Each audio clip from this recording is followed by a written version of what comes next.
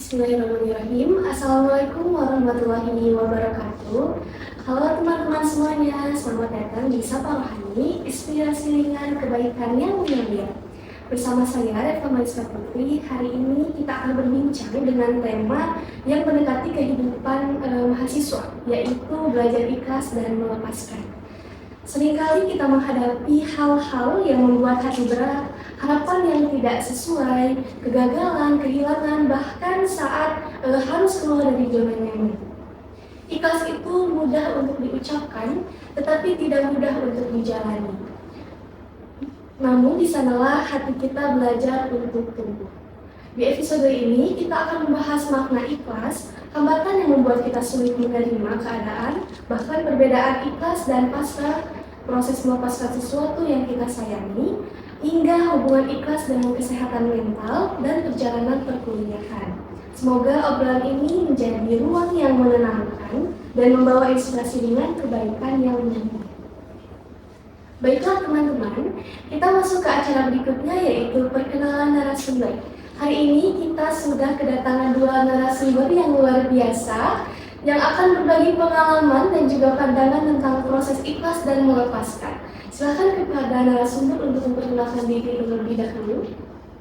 Boleh? Dari siapa dulu?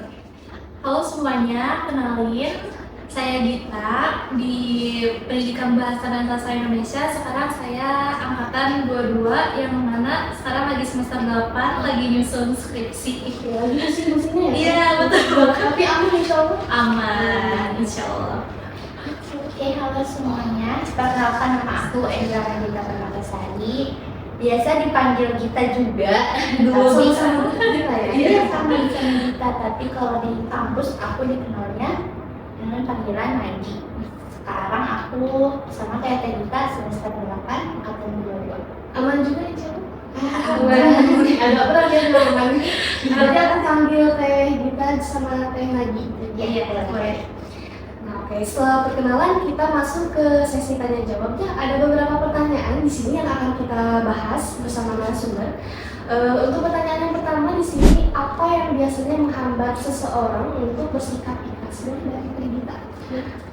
Sebenarnya bener ya tadi yang udah disampaikan sama Teteh gitu. Kalau misalkan ikhlas itu sangat mudah banget gitu ya untuk diucapkan. Orang belum bisa nih kalau misalkan dikatakan ikhlas kalau misalkan dia belum dicoba. Nah, apa sih yang biasanya membuat orang gak ikhlas itu? Karena biasanya ekspektasinya terlalu tinggi. Dia nggak menyimpan ruang ikhlas ketika dia sedang berikhtiar lagi berusaha. Maka itu kalau misalkan kita ada target, ada yang ingin dicapai, emang harus optimal dalam berikhtiar, dalam melakukan, dalam berusaha, tapi jangan lupa menyisihkan ruang ikhlas itu.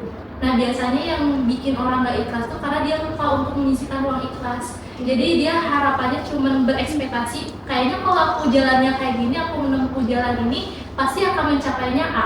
Padahal jalan yang rencana yang kita lakukan sama rencana yang Allah udah gariskan itu pasti Allah yang tahu gitu. Kita hanya bisa berikhtiar, tapi untuk hasil itu tetap yang di atas gitu yang menentukan. Jadi jangan lupa ketika berikhtiar, sisakanlah ruang ikhlas itu, kayak gitu. Boleh dari lagi?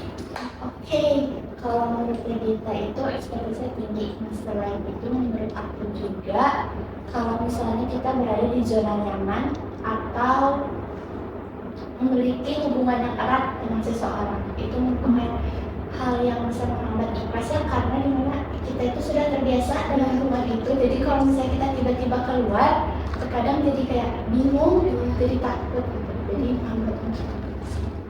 Kita lanjut aja ke pertanyaan yang kedua. Bagaimana cara melatih diri agar lebih ikhlas dalam menghadapi masalah? Boleh dari sekali aja.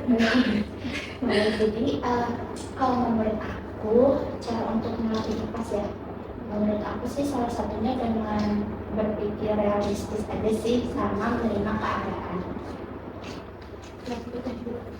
Sama ya, kurang lebih sampai yang udah disampaikan Teh Nagi, yaitu tadi balik lagi cara melatih ikhlas yang menyimpan ruang itu. Jadi kalau kita emang udah punya ekspektasi, kita punya tujuan, kita punya cita-cita dan angan-angan, kita emang harus berikhtiar semaksimal mungkin. Tapi jangan lupa nih, ada kekuatan, ada zat yang emang lebih kuasa di atas keinginan kita, target-target kita. Jadi jangan lupa untuk menyisihkan. Sebenarnya ikhlas ini tuh sulit ya, misalnya kalau kita belum pernah dicoba, kayaknya nggak pantas deh ngomong ikhlas. Kayak bisa ikhlas itu bisa dilatih ketika kita mendapat cobaan, ujian yang memang di luar batas kita.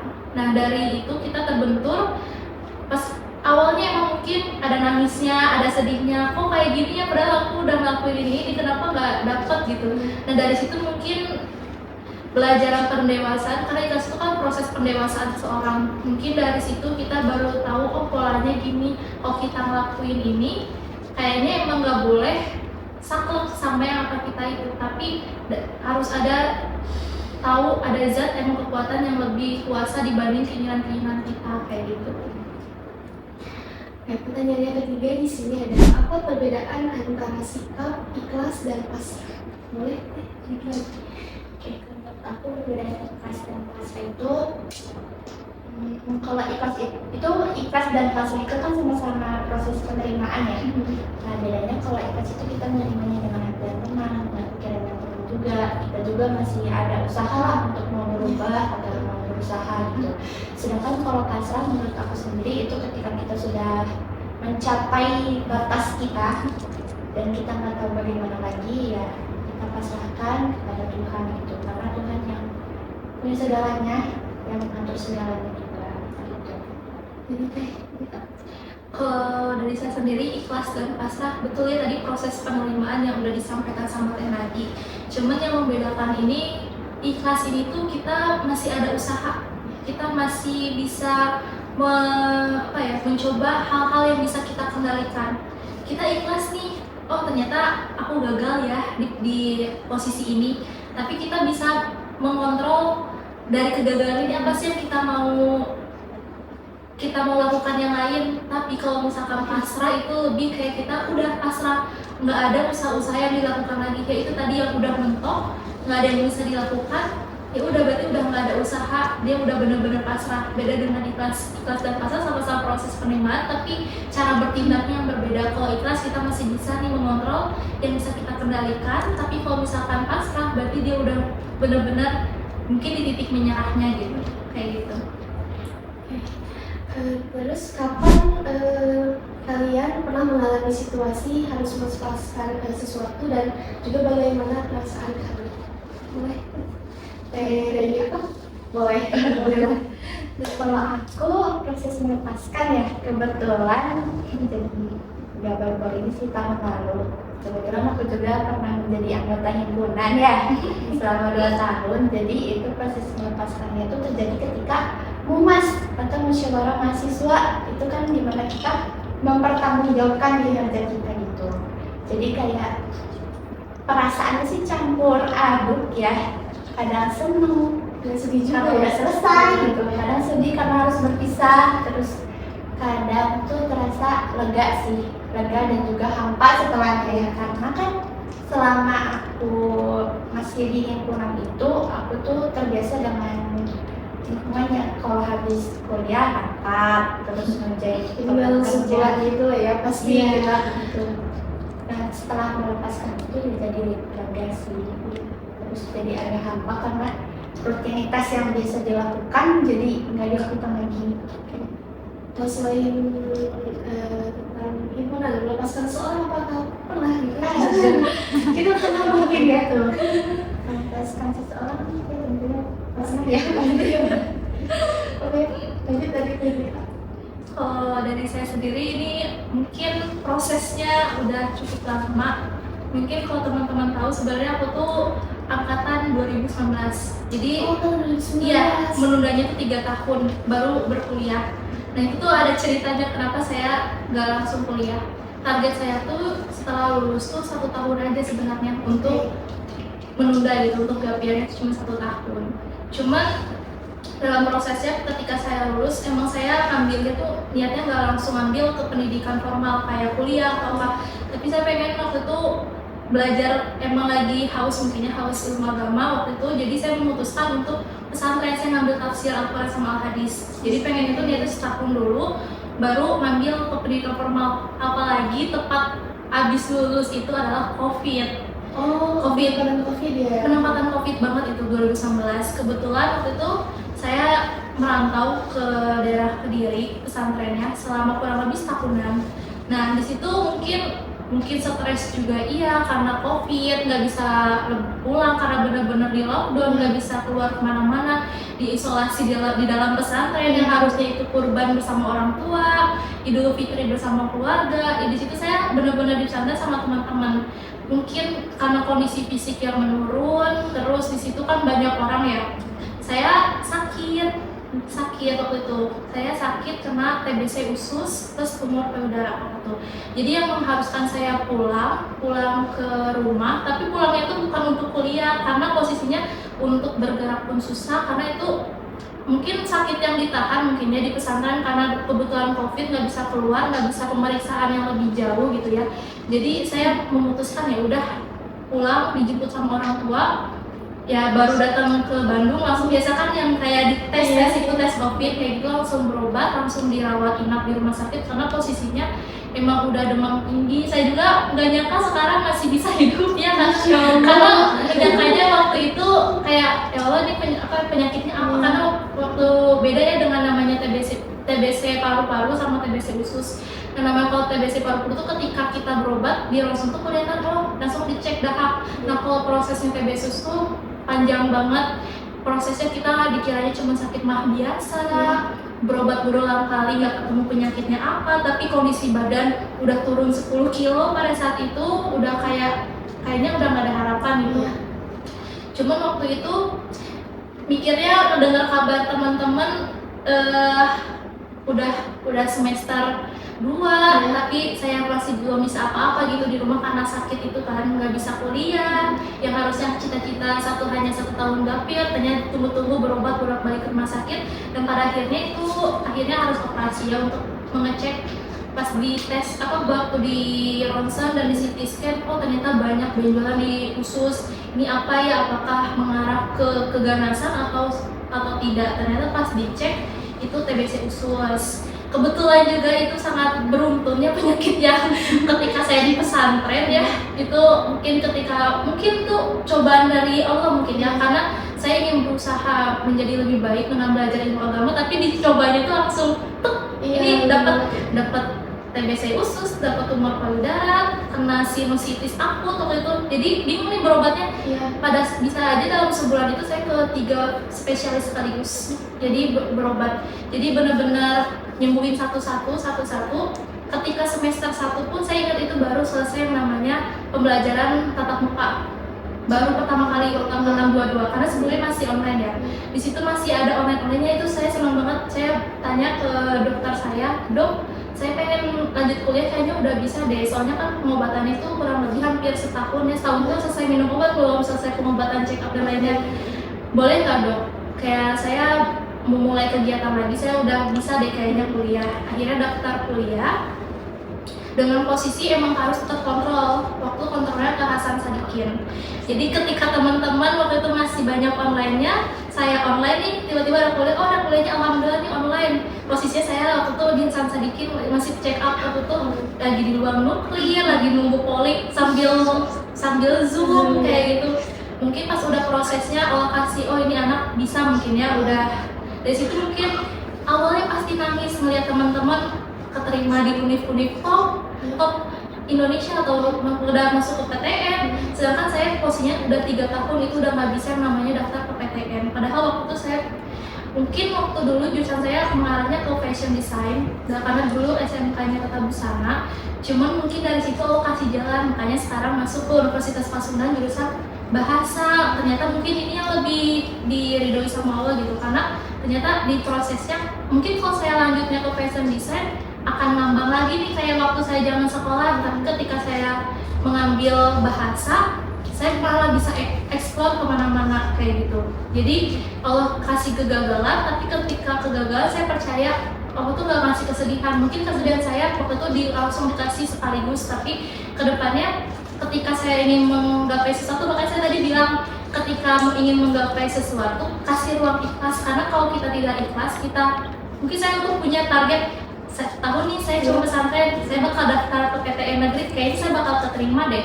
Tapi ketika saya tidak dapat, apa yang saya alami, depresi, sedih berlebihan, hampir putus asa dan lain sebagainya. Tapi ketika saya udah coba itu, jadi sekarang ketika diberi ujian cobaan, jadi lebih kayak itu bisa ikhlas. Makanya ikhlas itu tidak mudah diucapkan kalau kita tidak pernah dicoba, makanya kayak gitu. Baru sekali banyak pelajaran. Alhamdulillah kalau sekarang mah udah sehat karena udah selesai. Jadi insya Allah udah tinggal, insya Allah kedepannya tinggal nikmat dari Allah aja kayak gitu. Pertanyaan saya Ya. selanjutnya, bagaimana hubungan antara sikap ikhlas dengan kesehatan mental? Oke, menurut aku karena itu sama-sama berhubungan dengan sifat, ya pastinya ada hubungan gitu ya antara ikhlas dan juga kesehatan mental. Nah, menurut aku juga dengan kita bersikap ikhlas dan kita mempersiapkan ruang kecil ya untuk buat ikhlas, itu memberikan dampak positif juga buat kesehatan mental, di mana dapat menenangkan hati, pikiran, terus kita juga dapat memperbaharui plan selanjutnya apa gitu. Sedangkan kalau misalnya kita tidak ikhlas, itu biasanya berujungnya stres, karena terkadang kalau misalnya kita tidak mencapai apa yang kita inginkan, itu membuat kita jadi menyalahkan diri sendiri, jadi dapat meningkatkan stres. Karena tadi udah disebutkan ya pengalamannya kayak gitu. Jadi ya itu, balik lagi ketika awal saya dicoba yang berat itu kan saya belum bisa dikatakan ikhlas, karena itu jadinya tadi depresi, sedih berlebihan, stres melihat orang-orang udah di target yang aku pengen juga, udah bisa kuliah, sedangkan aku masih di rumah belum bisa apa-apa, menatap mereka gitu, pasti sedih. Cuman ya karena itu jadinya sekarang bisa belajar lebih, karena harus menyimpan ruang ikhlas itu. Mungkin kalau misalkan sekarang orang-orang lihat, oh ya Teh Gita udah bisa mencapai ini, sekarang udah kayak gini, tapi mereka mungkin juga nggak tahu ternyata aku bisa, prosesnya panjang banget. Bisa itu orang taunya aku keterima ini, aku dapat ini, aku bla bla bla, tapi mereka nggak tahu apakah kegagalan aku lebih banyak daripada keberhasilan. Karena orang pasti yang aku tunjukin di sosial media mungkin itu hanya tahap-tahap berhasilnya aja, nggak mungkin aku kasih tahu kesedihannya, kegagalannya seperti apa. Jadi buat teman-teman semua juga ya, coba sekarang ketika melihat seseorang yang emang itu dia bisa gitu berhasil, kita coba lihat apa ya proses yang dia hadapi. Kayaknya semua orang tuh nggak ada orang yang tanpa ujian. Jadi ya coba kalau misalkan itu berdampak positif buat motivasi, boleh deh kalau kita ikuti. Tapi ketika itu membuat kita ikut berekspektasi ternyata tidak dapat, nah itu yang akan membuat kecewa. Jadi ya itu simpanlah ruang ikhlas itu gitu. Dampaknya banyak nih kalau nggak ikhlas, kita depresi, stres, merusak mental jadinya kayak gitu. Pertanyaan selanjutnya lagi, bagaimana lingkungan mempengaruhi kemampuan seseorang untuk ikhlas? Pastinya itu sangat mempengaruhi ya kalau misalnya kita ingin mencoba untuk ikhlas. Kalau kita mendapatkan lingkungan yang positif, di mana banyak kalimat-kalimat mendukung atau tindakan mendukung, itu pastinya membuat kita terasa lebih mudah untuk ikhlas.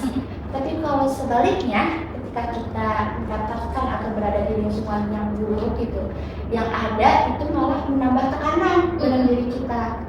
Jadi bahkan untuk berpikir positif saja mungkin itu sudah sulit, apalagi ikhlas.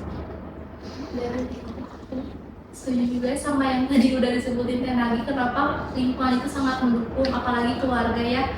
Keluarga tuh seburuk apapun, sehancurnya dunia, tapi kalau keluarga ada di situ, menurut saya kayaknya hidup bakal aman-aman aja gitu. Jadi apa pentingnya lingkungan tuh ya itu, kalau misalkan kita gagal nih, kita lagi berusaha ikhlas tapi tiba-tiba dapet tekanan ya, bukannya kita ikhlas malah nambah depresi. Makanya butuh teman-teman atau lingkungan yang support supaya ketika yang positif. Jadi ketika kita tidak mencapai sesuatu, kita sedang berusaha ikhlas, ada teman-teman yang masih bisa support, jadi kita bisa lebih mudah lah menjalaninya kayak gitu. Oke, pertanyaan selanjutnya di sini ada, apa peran hati dan pikiran dalam proses ikhlas? Boleh dari lagi. Eh, tentunya sangat berperan pentingnya hati dan pikiran itu, karena kalau hati itu kan ikut merasakan ya apa yang kita rasakan untuk mencapai titik ikhlas gitu, dimana kita harus merasakan kesedihan dulu atau ketakutan atau kecemasan gitu. Lalu untuk pikiran itu membantu kita untuk mempertimbangkan dan juga memutuskan apa yang akan kita lakukan selanjutnya. Jadi kalau misalnya kalian berada di titik yang sudah lelah, bingung, capek itu gak apa-apa, kalian rasakan aja, tapi jangan terlalu berlarut-larut gitu ya. Tetap gunakan pikiran kalian untuk menentukan plan selanjutnya apa gitu. Kurang lebih sama energi. Hati pasti semua orang punya hati gitu ya. Gak apa-apa bener kalau misalkan kalian lagi ngerasa sedih karena kalian gagal ataupun ada sesuatu yang kalian gak capai, rasain dulu aja gitu, bener. Karena yang namanya kalau kita menentang, kapan kita berdamainya? Nah, rasa damai itu terjadi ketika kita bisa meng-approve perasaan kita. Kalau kita lagi sedih, kita sedih, tapi tetap harus kita ada karena kita punya pikiran, kita harus tetap membuat plan-plan lain supaya tidak terus terperosok atau terjerumus dari rasa sedih atau yang akhirnya jadinya nggak ikhlas kayak gitu. Kemudian di sini ada bagaimana menghadapi rasa kehilangan dengan ikhlas. Boleh dari siapa nih ikhlas aja? Takutnya bosan dari Apa tadi? Bagaimana menghadapi rasa kehilangan dengan ikhlas? Kehilangan banyak banget ya, kehilangan arti, kehilangan orang, kehilangan motivasi, kehilangan mungkin tujuan hidup kita ya. Untuk menyikapinya ya kita nggak boleh terlalu berlarut gitu di dalam ya rasa kehilangan itu. Kita harus kita masih hidup loh, kita nggak tahu sama Allah diberi umurnya berapa. Ketika kita gagal yang ini, kita kehilangan sesuatu, percayalah kan waktu itu masih panjang, masih banyak jalan yang bisa kita tempuh. Jadi tolong jangan berhenti di situ ketika kehilangan atau apapun itu. Tetap ikhlasnya itu harus tetap diiniin. Ya udah ikhlaskan, masih ada jalan yang lain lah yang bisa ditempuh gitu untuk mencapai tujuan kayak gitu. Boleh ya, kalau menurut aku betul ya sudah disampaikan dari kita. Mungkin tambahannya mencoba untuk menerima dan juga berdamai dengan apa yang sudah terjadi kepada kehidupan kita gitu. Karena percaya aja guys, Tuhan itu pasti membantu kita. Tuhan pasti menunjukkan jalan kepada kita, baik itu melalui orang-orang terdekat ataupun lingkungan juga bisa. Lanjut ya, apa manfaat yang muncul setelah seseorang mampu melepaskan? Ya, dampak orang bisa melepaskannya, bisa ikhlas banyak banget. Rasa damai, rasa tenang, jadinya nggak kena mental health mungkin ya, karena kita udah ikhlas nih. Jadi damai itu bisa muncul dari diri kita, jadi kita nggak akan terlalu berlarut di dalam kesedihan kayak gitu. Yang pastinya akan jadi ada peluang-peluang lain yang bisa kita pikir, olah kita lebih jernih dan bisa lebih logis. Karena kalau kita lagi kacau pikiran, hati lagi sedih nih, karena terus berlarut dalam posisi masalah yang itu. Jadi ketika ada potensi-potensi yang lebih baik yang harusnya bisa kita ambil, jadi kita nggak ambil. Jadi harusnya kehilangan satu malah kehilangan yang lain kalau kita nggak ikhlas kayak gitu. Kalau aku juga sama ya kayak kita, untuk dampaknya itu pasti terasa damai karena kita juga kan mencoba berdamai dengan keadaan gitu. Terus dampak lainnya itu kita menjadi tahu nih apa pembelajaran yang dapat kita ambil dari masalah atau kendala yang kita alami tersebut. Bahkan kehilangan juga dapat memberikan kita pembelajaran untuk di masa depan. Lanjut lagi ya, apa hubungan antara ikhlas dan kebahagiaan? Tadi udah damai ya dari keikhlasan. Kalau udah damai itu kayaknya pasti bakal bahagia deh, karena kita merasa aman. Karena apalagi yang harus diragukan, apalagi harus ini kan. Ketika kita udah ikhlas, kita rasa damai. Yang pasti ketika ada masalah, yang menjadi patokan, menjadi pusat itu bukan masalah, tapi kebahagiaan-kebahagiaan yang lain. Jadi bisa menikmati hidup, bisa lebih tenang. Jadi ketika menjalani segala hal, fokusnya bukan lagi tentang kesedihan, tapi tentang rasa syukur. oh iya ya, ternyata ketika aku dicoba ini aku jadi dapat ini ya, aku udah dapat pembelajaran ini, jadi bisa lebih bahagia ke depannya kayak gitu. Menurut aku juga sama ya, dan menurut aku kalau ikhlas itu merupakan proses untuk mencapai kebahagiaan itu tersendiri. Dimana ikhlas itu kan sebelumnya kita pasti mengalami perasaan yang sedih, terus kayak terpuruk gitu. Terus kita mencoba untuk berdamai dengan semua itu, kita ikhlas, pasti akan ada kebahagiaan yang muncul setelahnya. Kayak kata-kata ada pelangi setelah hujan. Betul banget. Lanjut lagi, mengapa perjalanan perkuliahan yang dulu terasa berat kini malah sering disyukuri? Dari awal ya, kalau saya awal udah terasa berat karena mungkin harus ada cita-cita yang ingin digapai, mungkin karena sakit itu harus tertunda, harus berobat dulu. Mungkin jadinya sekarang banyak mensyukurinya. Oh sekarang jadi malah bisa berkendara sendiri, naik motor ke kampus. Kecil mungkin orang lupa kayak mensyukuri kita bisa naik motor. Iya betul. Sekarang malah saya syukuri bisa naik motor ke kampus, ke tempat-tempat yang lain, karena proses itu yang namanya proses ikhlas. Ketika kita udah merasa aman dan damai, jadi hal-hal yang kecil yang kayaknya nih kalau misalkan dulu aku nggak dicoba kayak gitu, kayaknya nggak akan aku syukuri deh. Posisi kayak gini aja bisa ngobrol sama teteh-teteh, bisa ketemu sama teteh-teteh, itu udah menciptakan kebahagiaan. Karena dulunya udah aku gapai, mungkin dulu di rumah aja. Kalau misalkan nggak dapet proses itu, kayaknya kalau ketemu teteh-teteh di sini rasanya akan biasa aja, karena dulu pernah dicoba, pernah diuji. Jadi hal kecil apapun kayaknya patut disyukuri gitu. Jadi lebih tenang aja, lebih bahagia lah sekarang kayak gitu. Jadi apa pertanyaan? Mengapa perjalanan perkuliahan yang dulu terasa berat kini malah sering disyukuri? Kalau menurut aku juga sama ya.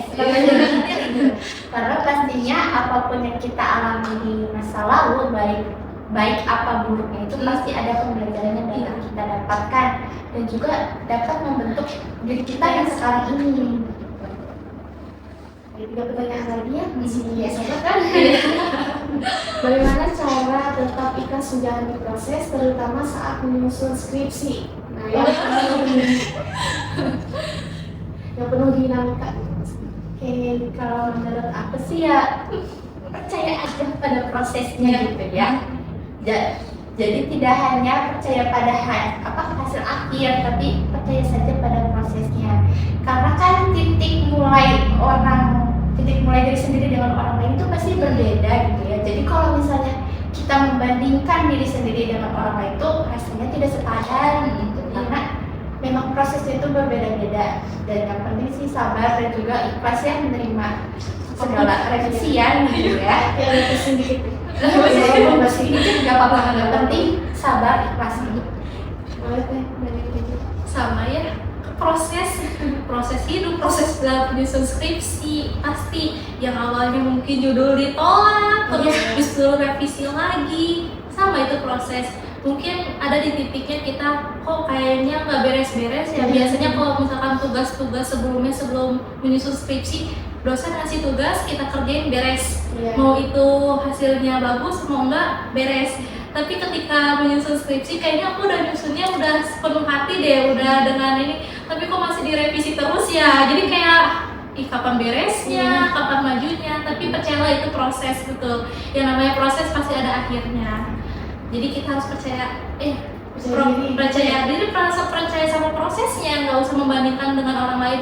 Ih, temen aku udah sampai bab 4, aku masih bab 3. Udah, jangan sering banget terjadi. Makanya nggak apa-apa nanya ke teman, kamu udah sampai bab berapa, tapi jangan malah menjadikan beban, malah jadi stres, jadinya burnout. Yang harusnya masih bisa berpikir logis menyusun skripsi, jadinya aku jadi kayak capek deh, gak mau ngerjain lagi. Jadinya malah banget karena udah jadinya pasrah bukan gitu ya. Jadi harus ya udahlah, percaya sama proses itu, ikhlasin aja. Kalau misalkan disuruh revisi, lakuinlah pasti.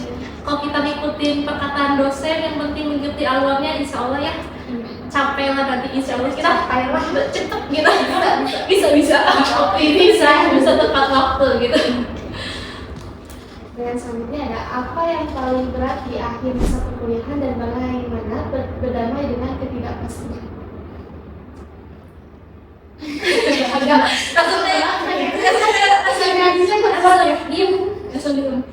Nih mungkin ya, kalau misalkan ketidakpastian, jujur ini tuh mungkin proses yang paling berat tuh emang sepertinya di semester akhir dalam menyusun skripsi. Dulu aku mikir emang apa sih yang beratnya skripsi, apa sih yang dilewati sama kakak-kakak tingkat ini, kok ada yang nyusun skripsi sampai bertahun-tahun ketika menghadapi sendiri, oh gini ya prosesnya, oh gini ya. Mungkin dulu kita dapat tugas bisa dikerjakan bersama kelompok, atau dapat tugas nggak harus sempurna, nggak harus yang harus dinilai dosen, yang penting kita ngumpulin dapat nilai aja ya, mau itu nilainya berapapun dapat gitu. Sedangkan kalau misalkan skripsi ini ya itu tidak ada kepastian. Beda jauh sama tugas-tugas sebelumnya. Kenapa tidak ada kepastian? Yaitu menghadapi mungkin kita harapkan aku udah beres nih bab 3, kayaknya nanti minggu depan udah lanjut bab 4. Ternyata pas ketika bimbingan direvisi, berarti nggak bisa maju dong, kayak gitu. Makanya lagi overthinking lagi, ini gimana ya, apakah aku bisa, kayak gitu. Selain itu juga ya, kalau di fase mahasiswa akhir itu kita juga kayak harus menentukan apa yang akan kita lakukan setelah lulus nanti, yang dimana itu kayak tidak pasti gitu ya. Yang pastinya kita pastinya sih bekerja ya, mungkin teman yang lain juga akan memutuskan untuk berkeluarga mungkin juga ya. Jadi untuk menghadapi ketidakpastian itu ya, kalau dari sekarang sih hanya berusaha untuk mempersiapkan diri aja, berikhtiar aja, karena kan itu tadi mental. Dan itu yang di akhir, yang di awal ikhlas apapun hasilnya, mau itu berapa lama yang penting kita tempuh aja. Semoga kita pun jangan lama-lama ya, itu jangan secepatnya kayak gitu. Kita ke pertanyaan terakhir ya. Apa pesan untuk mahasiswa yang sedang lelah, bingung dan sulit ikhlas dengan hidupnya saat ini? Pesan-pesan ya, untuk kalian semua yang sedang di fase lelah, bingung, capek, itu nggak apa-apa, kalian rasakan aja, kalian wajarkan saja, dan karena itu tuh merupakan proses kehidupan ya, dimana pastinya kita akan mengalami titik tinggi atau keberhasilan, dan juga kita mengalami titik rendah, mungkin kegagalan. Jadi menurut aku sih kalian rasakan, kalian nikmati rasa sakit itu, tapi kalian mencoba untuk menerima dan juga berdamai. Jangan lupa juga untuk tetap semangat ya, walaupun ini cuma kata-kata. Aku yakin di diri kalian juga masih ada semangat gitu untuk hidup gitu ya. Dari aku gitu ya. Kan kalau pesan dan pesannya buat teman-teman yang mungkin kita alami juga, kita sedang menyemangati dan menguatkan diri kita, tapi percayalah, mungkin waktu sebelumnya kita menghadapi pagelaran ya, kalau di atas kita juga terasa lelah kok gini ya.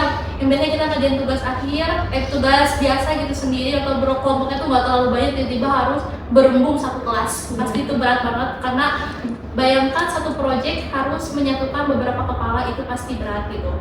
Dan sekarang ternyata ada yang lebih berat dibanding pagelaran, yaitu skripsi. Jadi yang namanya ujian dan coba tuh gak akan ada habisnya. Jadi betul, rasakan aja, nikmati prosesnya, pasti akan ada ujung dan akhirnya kayak gitu. Udah cukup pertanyaannya, ada 14 pertanyaan. Kerasa nggak sih? Enggak, hebatnya diri kita Cuma 5. enjoy banget gitu. Nah, dari obrolan kita hari ini, sebenarnya banyak banget ya yang relate sama kehidupan kita.